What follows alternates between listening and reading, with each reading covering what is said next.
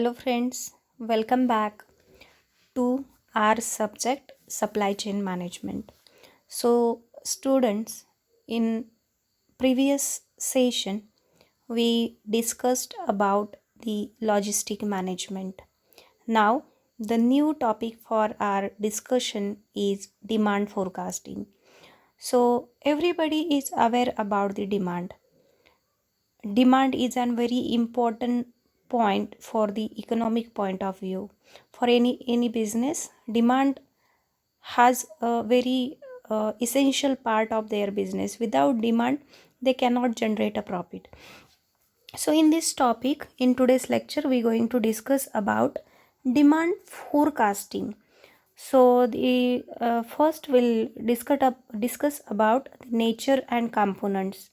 So forecasting aims at reducing the area of uncertainty that surrounds management decision making with respect to cost, profits, sales production, pricing, capital investment, etc. So the major aim of forecasting any activity is to reducing the uncertainty in any area. So forecasting gives about the prediction about future. So what will be the demand in future, or if there is a prediction, there is a estimation about the future requirement, then we called it as a demand forecasting. So if we have the exact information about what will be our future demand for our product, then we can produce that much of material which demanded will going to demand by the society or by the market. So it will reduce our uncertainty, it will reduce our risk, and so it will help for management decision making with respect to cost. So demand forecasting helps to making a decision about the cost. So that much of demand we will have in future, so how much of cost we should invest on that product, how much cost we should have to means in within how much of quantity, how much of rupees we should produce that product, what should be our per unit cost of production, then what will be our profits, what will be the sale production, pricing, capital investment. So all these parameters can be predicted, and on the basis of this the future decisions for the company can be taken. So demand forecasting is the projection and prediction. As I told, demand forecasting means prediction. It is about forecasting, it is about estimation what will be situation in future. In the sense of demand, what will be the demand in current future, or in after 1 year or after 2 years, that can be predicted in advance. That means demand forecasting.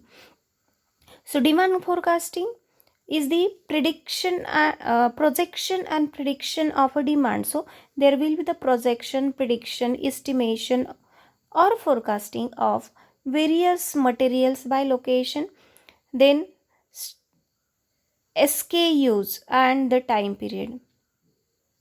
So this one is strategic key units and the time period. So what will be the your units, what will be your location and the time period, so which is critical to success of logistic and supply management. So this one is very important for the logistic and supply chain management.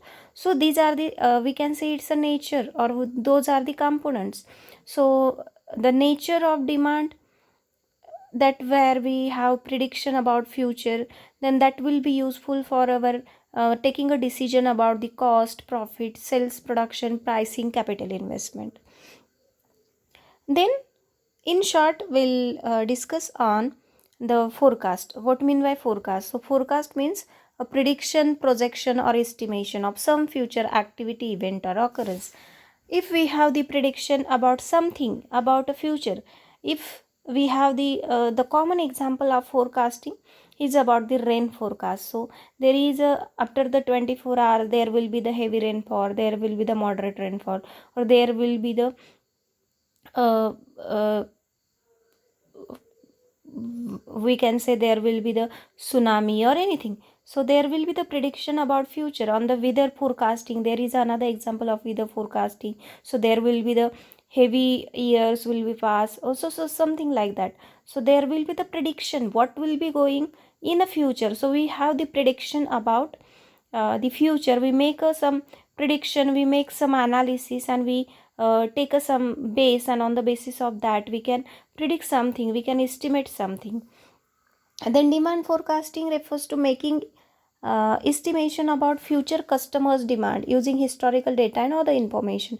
So as I told, demand forecasting means it is a estimation about the future demand. So demand forecast is nothing but we analyze, we identify, we predict how much will be demand for your product in nearby future.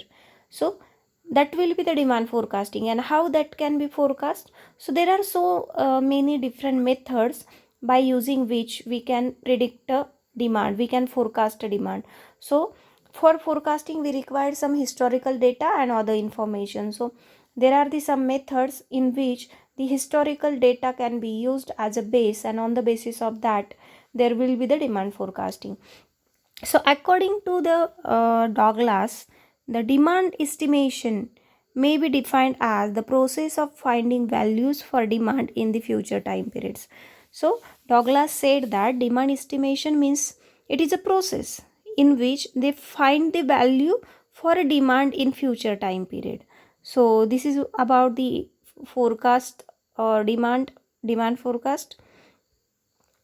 Then demand for products and services by end users and by intermediate supply chain members is the driving force behind many strategic and operational logistic decisions. So this is a basic thing. The demand of any product is a base, and on the basis of that they can take a different decisions regarding the what will be their strategy for operations or for logistic or for marketing.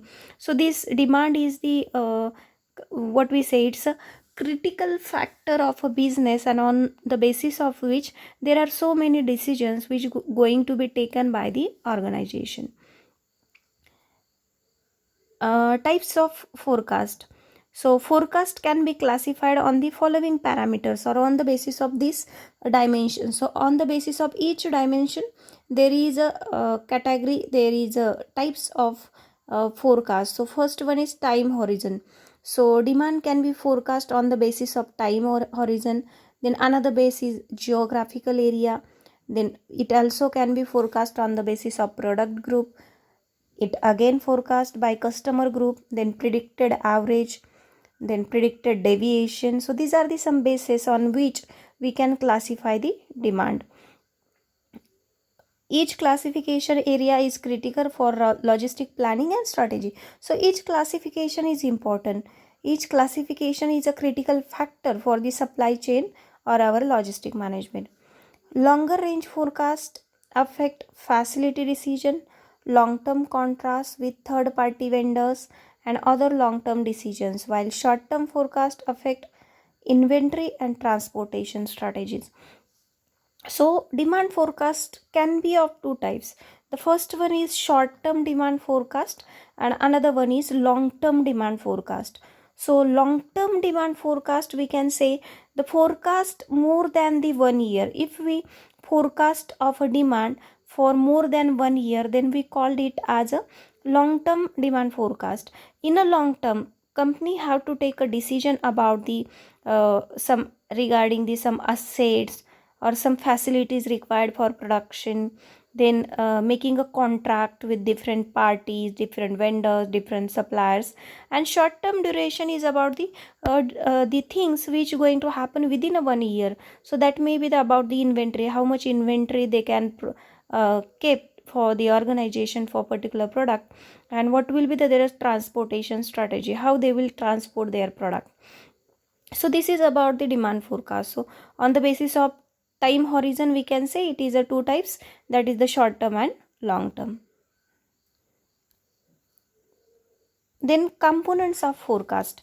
So demand forecasting needs a quantitative representation for planning and coordination purpose. So if we want to forecast the demand, if we want to what will be the demand for wheat in next year. So For forecasting about the requirement of wheat or demand of wheat in the market, we should have the data. That means, not data means in a quantitative data of a previous few years. So on the basis of previous few years data, we can predict about the next year data. So this data should be in quantitative form, so then only we can predict the what will be the quantity of demand will have in next year. So for a demand forecasting, it is a quantitative. It may be qualitative in other forecasting types. It may be whether they have some qualitative data, but for demand forecasting, demand for particular product, we definitely should have a quantitative representation. Then these components are, there are some components, there are 6 components of the forecast.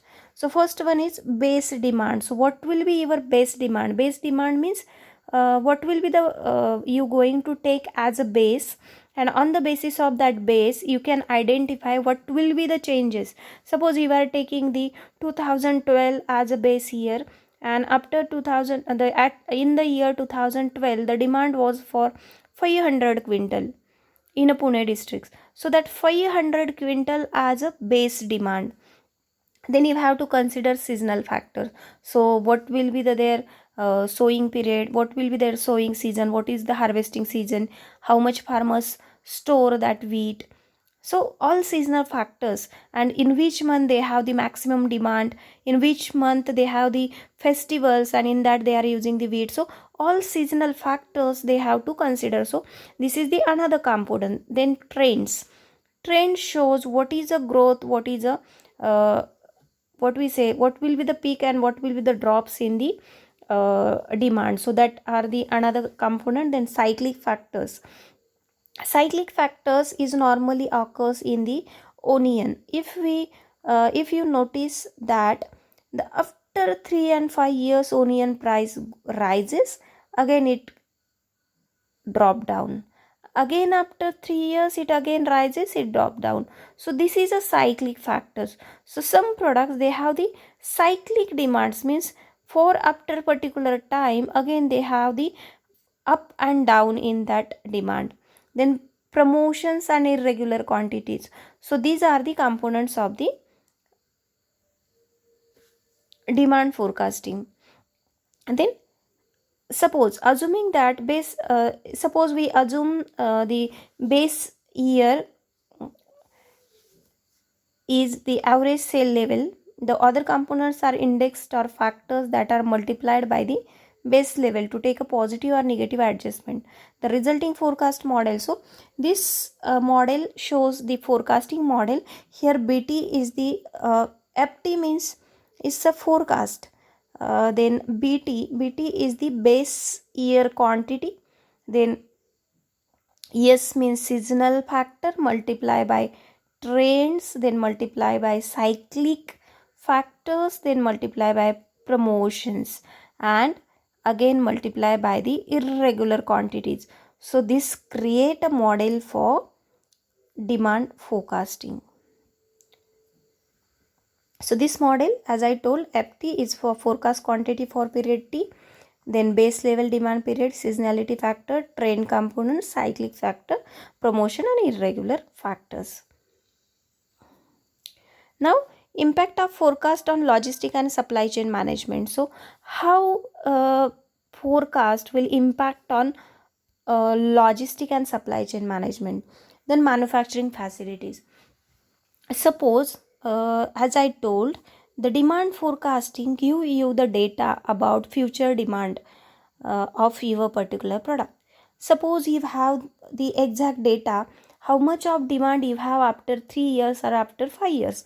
This will be applied for your long run manufacturing facility. This will apply for your long run demand, or we can say long term demand. So if after 5 years you know that your demand is increasing 30% every year, so after 5 years your demand will be so high. So you know your what is your current capacity of manufacturing, and you are seeing the trend, increasing trend of your demand. So within that you can create a manufacturing facilities for your product. Then distribution facilities, as per the demand. You come to know that in a Pune district you have a 5%, in a Mumbai district you have a 30% demand for your product, in Nashik district you have a 40% of your product demand.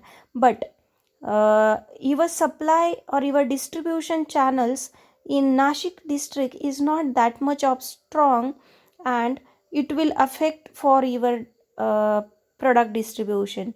Or suppose on the basis of this you can, and in Pune district you have a 5% demand, but your transportation channels are so strong. So for distribution you will increase your channel and you will try to reach to a Nashik district as much as possible. So this 40% is your demand forecast. You know, the next year you will have the 40% demand out of total demand in Nashik district only. So you will target to capture this Nashik district and you will plan according to distribution channels in that district. Then transportation and equipment contracts. So on the basis of demand you can make a contract with different parties. It may be contract for vendors, it may be for suppliers, it may be for logistic services or for packaging, all those things. So on the basis of demand you can make an arrangement of all the equipments required for transportation, and you can make a different contracts for your product production as well as for distribution purpose. Then supply contracts and purchasing. So on the way, you know that after 1 year you will have the increase by 30% in your demand. So your company will try to purchase extra 30% of raw material from the suppliers. So for taking an extra 30% of raw material, you should have to make a contract with extra suppliers who are not your current supplier, or your current suppliers are not having that much of ability to supply increase 30% of quantity. So in that case you have to create a new contact, you have to create a new vendors, and you have to make a contract with them. So only on that condition you will get a raw material in the next year. So that next year demand, increased demand, you can take a profit from that. So it is another impact. Then logistic technology. So for transportation also you can make a decision. And then production planning and inventory control. So it is very obviously on the basis of demand you can plan your production. You know that next year your demand will fall by 30%, so you will not take that much of production, you will reduce your production by 30%. So what will be the your forecast? It may be increasing, it may be decreasing. So on the basis of that you can take a decision for your product. Then next one is effective forecasting process. So what will be the forecasting process, how the forecast will be done? So forecast database. So you have to know the database for your forecast, then order, trends, tactics, and environment. So these are the database on the basis of which you go into forecast. Then forecast process. In the forecast you have to identify the techniques, which techniques you going to use. Either it may be the qualitative techniques or it may be the quantitative techniques. So in a qualitative techniques there may be the expert opinion, there may be the Delphi method, or there may be the market experimental method, that may be the qualitative methods. Again there are some statistical method, that may be the least square method, there may be the barometric method. So those are some statistical. Even there are some economical model, just like a regression analysis, or just like a simulation equation. So those are the some techniques which we can use in the demand forecasting. Then support system. Then again it comes to the administration, and then forecast users. So who will be the forecast users? So these are the different departments we already discussed in parameters. So impact, we see in the impact of forecasting. So after the analysis, after the forecast, the finance department, marketing department, production, logistic and supply chain management will going to use that forecasting in their further activities. Then forecast database. The first component include data pertaining to various aspects such as order, trends, order receiving, tactics, need. That these things we already discussed. In environmental data, data may be related to demographic demographic factor just like age, gender, education, social groups. So those are the demographic. Even economic, that may be the social groups, that may be the social culture, political, legal, competitive. So these factors comes under the environmental data. Then expectations and capabilities, so these all are comes under the database. So you should know the what is the expectation of the customers from your product. So on the basis of that you can modify your product. You can add extra features or some extra specification in your product.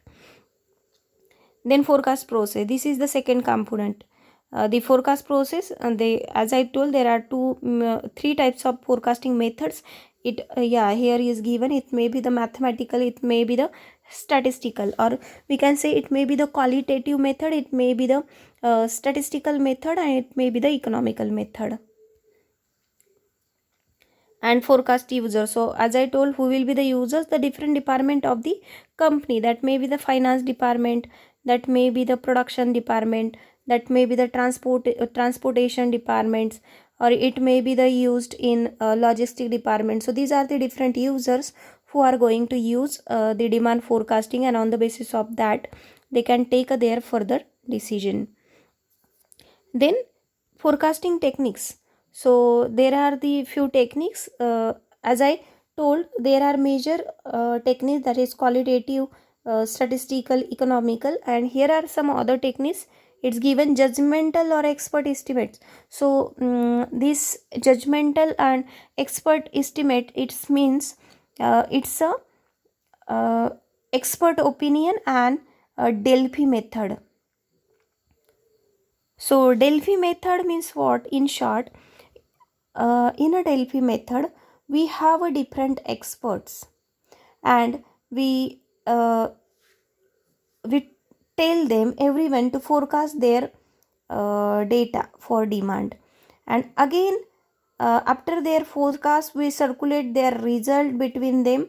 Again they forecast demand. So this process will going up to the point when everybody will give a same quantity.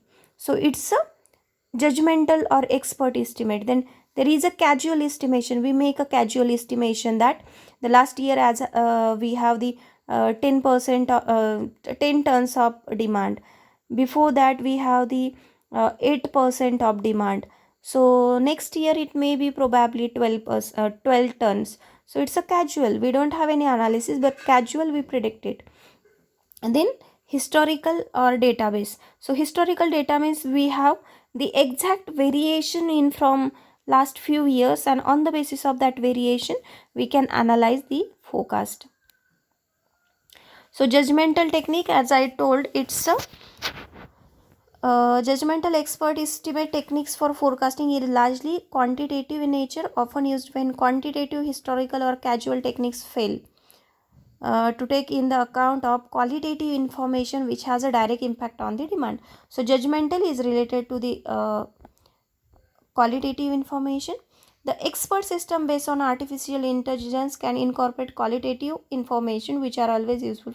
So as I told, it's an expert who analyze the they predict the forecast, and on the basis of that they have a prediction. The situation which these techniques contribute significantly are available.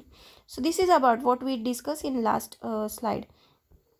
Then causal model technique is most general method for forecasting, as I told, here related to some other variable or set of variable in these techniques. So it is a casually they can forecast a demand. Then historical database. So historical database, I told, it's a quantitative data which you have your historical demand you can take, and on the basis of that you implement different models. It may be the regression analysis, it may be moving average, or it may be the exponential smoothing method. So student, you just remember the name of the methods, and the some basic introduction about that. The calculations we don't have in this subject. We have in again another course, then we will see about that. Then selecting the appropriate forecasting techniques. So over a period of time, various forecasting techniques have been developed. So out of these forecasting techniques, according to the nature of your product, according to raw material you required for your product, and according to consideration overall situation of your product, your market, your required raw material, your labor availability, you have to use appropriate model for the your product. So this is a one thing. There are so many techniques, but which techniques you going to implement? So it depends on the different parameters.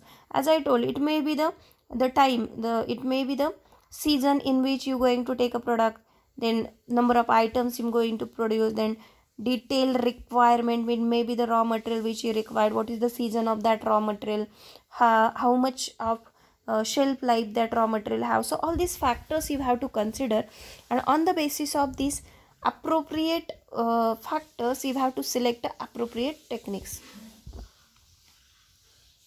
So these are the factors as I told. Then requirement of accuracy. So these are the factors which already discussed. The time horizons means the quantitative method, it is a short time, short limited terms, and qualitative techniques are often used for long term forecast. Number of items means single or few product, for how much items you going to forecast. Then what is your complexity of your forecasting? So this is about number of items. Then detail required about your product. Then data pattern, so what the data is moving, what is the pattern of that data. Then cost, the what will be the cost. There may be the development cost, it may be the storage, it may be the actual operation or production cost, there may be the opportunity technique. So all these factors you have to consider. Then the requirement of accuracy, the degree of accuracy required is another factor which affect the select. So, yeah, this is the very important factor. The whatever forecast you have, that should have a accuracy, that must have the accuracy.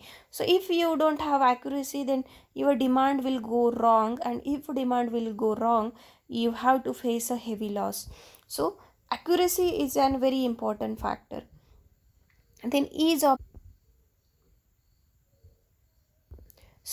application means which model you going to implement, which techniques you going to implement for your demand forecasting. That should be easy, that should be understandable to each and everyone. How you forecasted that, what will be their result, and result should be explained in such a way that everybody should understand by reading that what you have done in that. So whatever the you going to use, that should be the easy to understand and easy to implement. Then operating principles of demand forecasting. So every good forecast may be significant error, so every forecast may have some error. Forecasting requires monitoring and estimating of errors. So in a forecasting there may be the errors. So always forecast will not 100% true, they may have a some 1% 2% or even 10% variation. So it depends on the product, it depends on the model.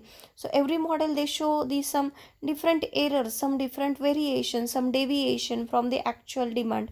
Or if your demand goes right, again there may be the some other factors which going to affect on your product.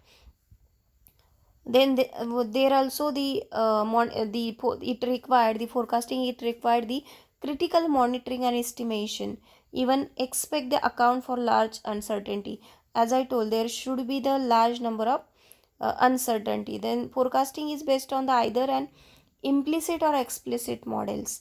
It may be the implicit model. Implicit means their own skills, their own resources they're going to implement.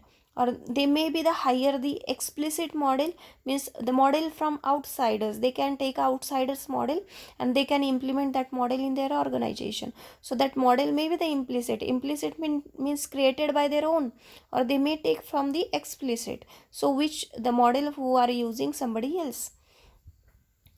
So breaking aggregate forecast into smaller components, then correlation and predictability of forecast error. There may be the predictability errors. So students, this was about our demand forecasting. So in today's session, we discuss about what is meant by demand, what is meant by demand forecasting, what is meant by forecasting. Then some are the components which have to take consider while taking a or implementing the forecasting model or we also discuss about the different techniques of the demand forecasting. So students, thank you for watching this video. If you have any questions, any queries, then you can contact me on our group. Thank you.